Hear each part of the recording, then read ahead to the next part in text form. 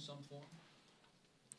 No, the overwhelming majority of the American people, including in Republican-run states, support an extension of the Affordable Care Act tax credits because they know that the Affordable Care Act has been an important part of ensuring that everyday Americans can afford to go see a doctor when they're sick, when their children are sick, and when their families are sick. And from our standpoint, it's strange that Republicans want to make this a partisan fight. This is not a partisan fight as far as Democrats are concerned. This is about the American people and ensuring that the American people can afford high-quality health care when they need it, including in red states. And by the way, the majority of states that benefit in terms of their people getting health care from the Affordable Care Act tax credits are states that Donald Trump won. West Virginia, number 1. Wyoming, number 2. Alaska, number 3. Tennessee, number 4. Mississippi, number 5. And states 6 through 10 are also states that Donald Trump won. This is not a partisan issue for Democrats. We care about making sure the American people can afford health care. Whether you're a Democrat, an independent, or a Republican, we are fighting for hard-working American taxpayers. The Republicans do have a credibility issue when it comes to health care and the Affordable Care Act.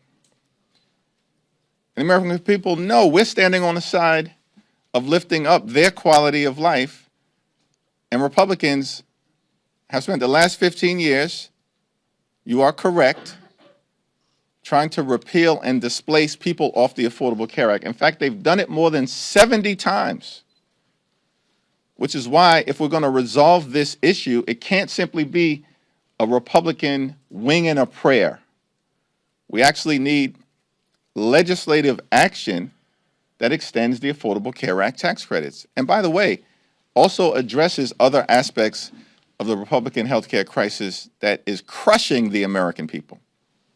Thanks. Third row, thanks. The judiciary can only continue its full paid operation through Friday. Do you have any concerns about what will happen with that, criminal and civil cases? We remain completely and totally concerned by all of the aspects of the Trump Republican shutdown, which is why we need them to abandon their failed my way or the highway approach, their take it or leave it approach, and the Republican go it alone approach. Because if Democratic votes are needed to reopen the government, which is the case, then this has to be a bipartisan discussion to find a bipartisan resolution to reopen the government and address the Republican health care crisis. We are very concerned with all of the implications of this Trump Republican shutdown and how the American people are being hurt. It doesn't seem to me that Republicans are concerned because they remain on vacation and have now canceled votes for the 3rd consecutive week. That's outrageous. Democrats from all across the country will be here in person, meeting in just a few hours and throughout the week because we want to reopen the government. And the question has to be asked, why in the world are House Republicans still on vacation, spread out across the country and the world? It's perplexing. It's shocking. I'm flummoxed by the whole situation. It makes no sense. They're reinforcing the narrative that they could care less about the quality of life of the American people. Leader Jeffries. Thanks.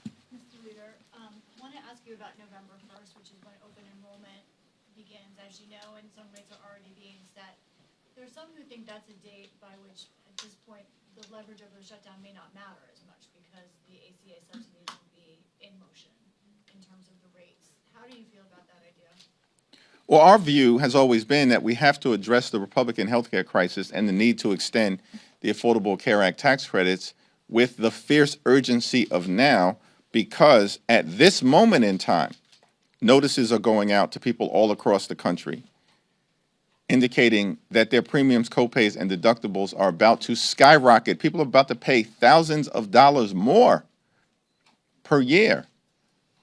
And for many hardworking American taxpayers, you're talking about their health insurance rates doubling, tripling, or quadrupling. In the congressional district that Speaker Johnson represents, you're talking about thousands of people in his district who are about to experience a 379% premium increase. How is that acceptable? That's happening right now. One of the reasons why we have to act right now is because of the November 1st open enrollment period. That's just the beginning of the open enrollment period. It'll last until early to mid-December. And so Republicans can try to run away from this problem that they've created by continuing to break our healthcare system, but they will not be able to hide. And that will become increasingly clear, as Marjorie Taylor Greene consistently has pointed out, in the weeks to come. Leader Jeffries. Thanks. You got it. Yep. Michael? You mentioned several times that you believe Republicans have a House majority due to the North Carolina gerrymander. They announced yesterday that they're going to try to draw Don Davis out of his seat.